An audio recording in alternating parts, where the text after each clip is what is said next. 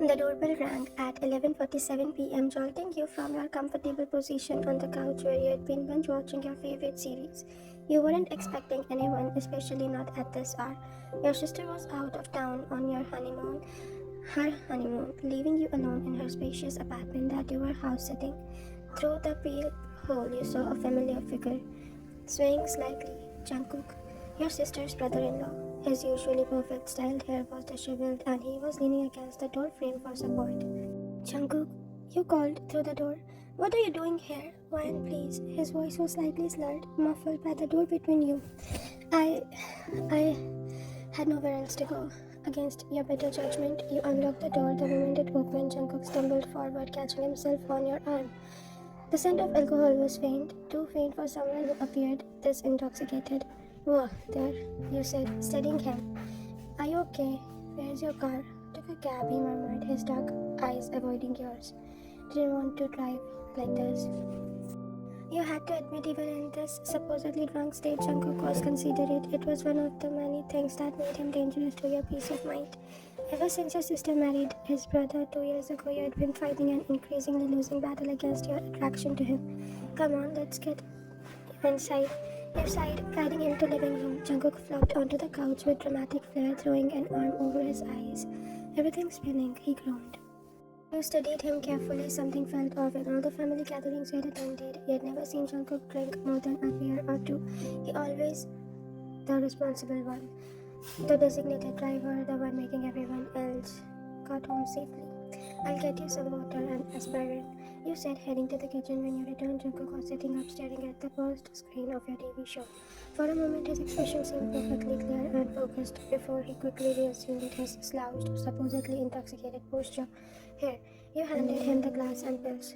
This should help. His fingers brushed yours as he took the glass, sending an unwelcome shiver up your spine and up your arm. You are too good to me, Ryan, he said softly, and for a moment his voice sounded completely sober. Jungkook, you said slowly, settling onto your armchair across from him. How much did you actually drink tonight? He nearly choked on water. What do you mean? I mean, you smell like you maybe had one drink, but you're acting like you're wasted, and your eyes aren't bloodshot at all. Jungkook's performance faltered for a split second before he recovered. I am lightweight. You raised an eyebrow. This was the same man who had arm wrestled his brother and won at last year's family's past pick.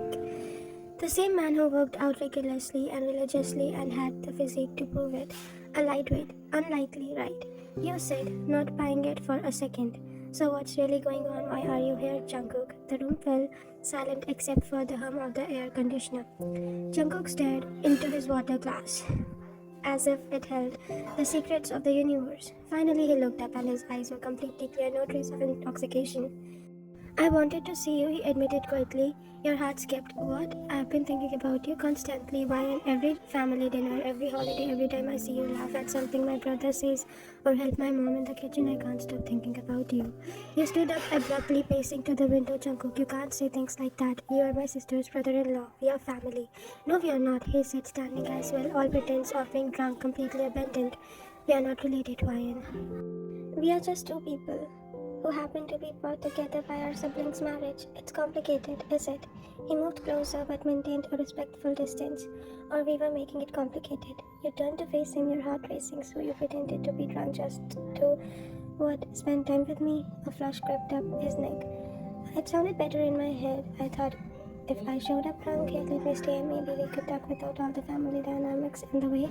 I didn't plan on you figuring it out so quickly. I'm not stupid, Jungkook. I know that. It's one of the things that he stopped himself, running a hand through his hair. It's one of the things I admire about you. The air between you felt charged electric. You've been lying if you said you hadn't thought about him too. Hadn't wondered what if would be like if circumstances were different. This is crazy, you whispered. Maybe. He agreed, taking a cautious step closer. But I'm tired of pretending I don't feel anything when you're around. I'm tired of making small talk with at family dinners when all I want is to actually talk with you about your dreams, about your thoughts. What makes you laugh at 2 a.m.? Jungkook, I know it's messy, I know it's complicated, but I also know that I can't keep pretending I don't care about you more than I should. You looked at him. Really looked at him. gone was the playful facade he usually wore around family, replaced by raw honesty that made your chest tight. So what happens now? You asked softly. Now he smiled that real smile you'd caught glimpse of but never had directly fully at you. Now I stop pretending to be drunk and maybe we can just talk. Like really talk. You found yourself smiling back, for a fake drunk person, you're pretty articulate. I may have practiced this conversation a few times, he admitted feverishly. Oh, really? How did it go in your head? Better, he laughed. In my head. You didn't figure out I was faking it quite so quickly, and I was significantly more smooth. You laughed despite yourself. Well, points for your honesty, I guess. So I can stay? And can I stay? Not because I'm drunk, but because he trailed off suddenly vulnerable. Because you wanted to spend time with me, because I want to spend time with you, he confirmed. You looked at him for a long moment, weighing the complications against the hope in his eyes and the answering flutter in your chest. Okay, you sound finally, but you were actually talking. I wouldn't have it any other way. As you both settled back onto the couch at opposite ends, but facing each other, you realized that maybe some complications were worth exploring, so you said, tucking your legs under you. Tell me about something real, something you have never told anyone at a family dinner or something. Good. Jungkook's smile was soft and genuine. Well, for starters, I've been learning to cook Korean dishes because I noticed you always lit up when my mom brings homemade food to family gatherings, and as the night stretched on, filled with real conversations and shared laughter, you thought that maybe his ridiculous fake drunk plan was worked better than either of you had expected. And as the night stretched on, filled with real conversations and shared laughter, you thought that maybe his ridiculous fake drunk plan had worked better than either of you had expected. The conversation had flowed easier than he had ever imagined possible. He had learned that Jungkook wrote music in his spare time, and he had been secretly taking photograph classes, and that he had fear of butterflies that stemmed from the childhood incident involving a butterfly garden and a very dramatic 5-year-old meltdown. I can't believe you're afraid of butterflies, you laughed, curled up on your end of the couch somewhere during the night. The distance between you has shrunk considerably, though neither of you had acknowledged it.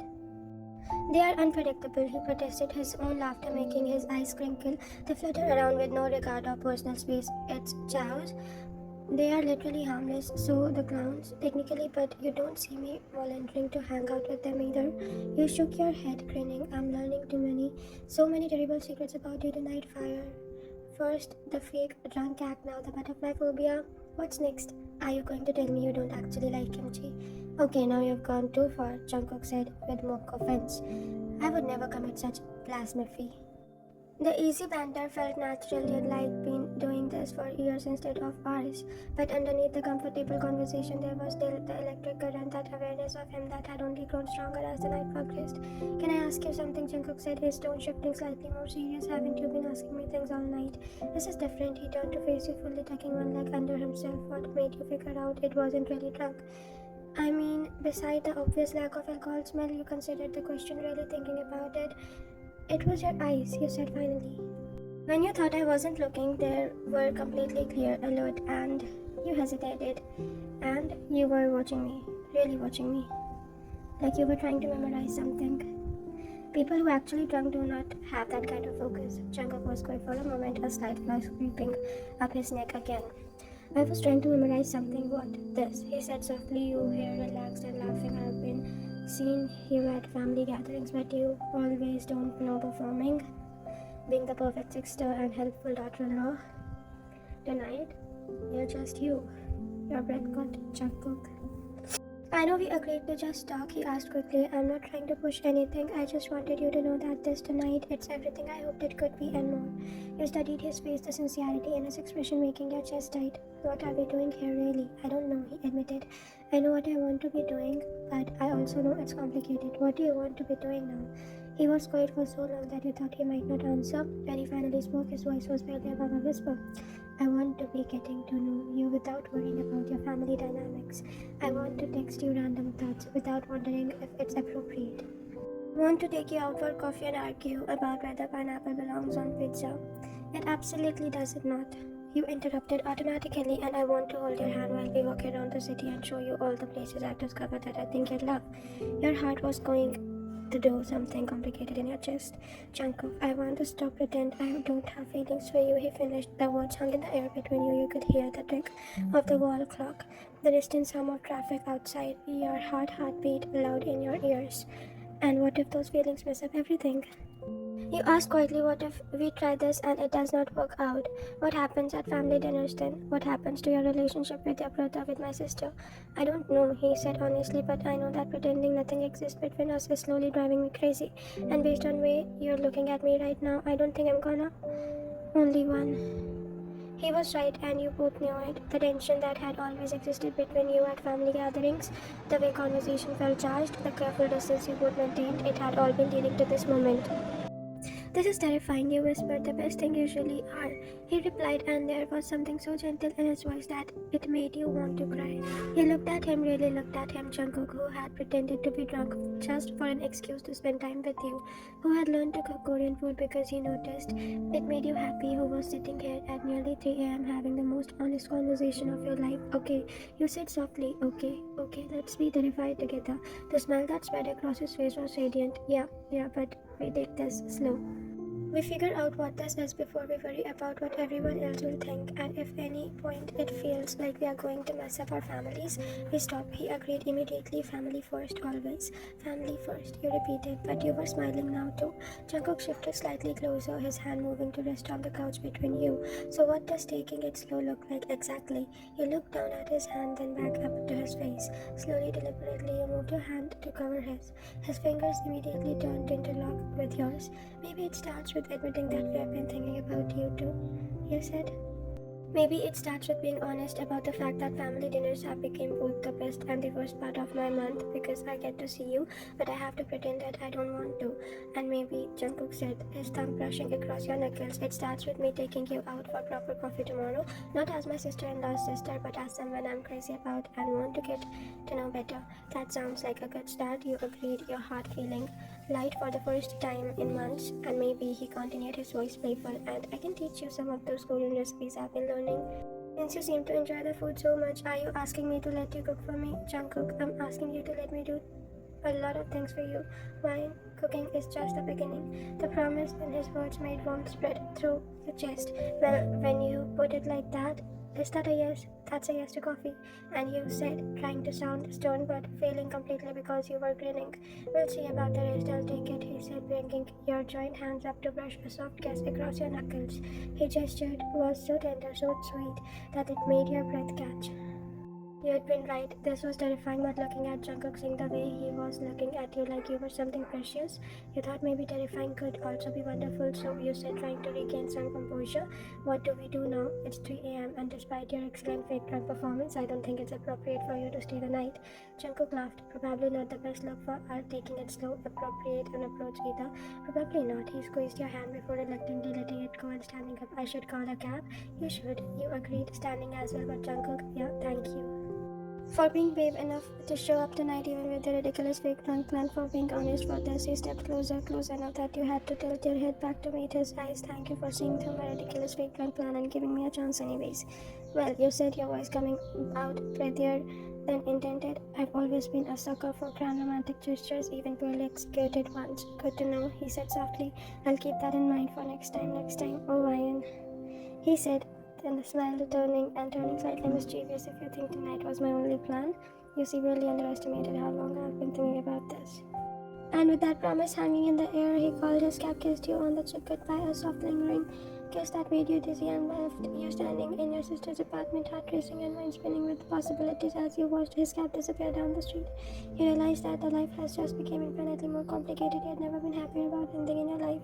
Your phone buzzed at 9 a.m. sharp with a text from an unknown number. Good morning, this is Jungkook in case thought last night was beautiful dream. Coffee at 11. There's a place I want to show you. JK. You started at the business most putting across your face as you typed back. Good morning, definitely not a dream break. My fake branded distinction skills are too good for that. 11 sounds perfect. You are at 10:45 and Ryan, yeah, I can't wait to see you again.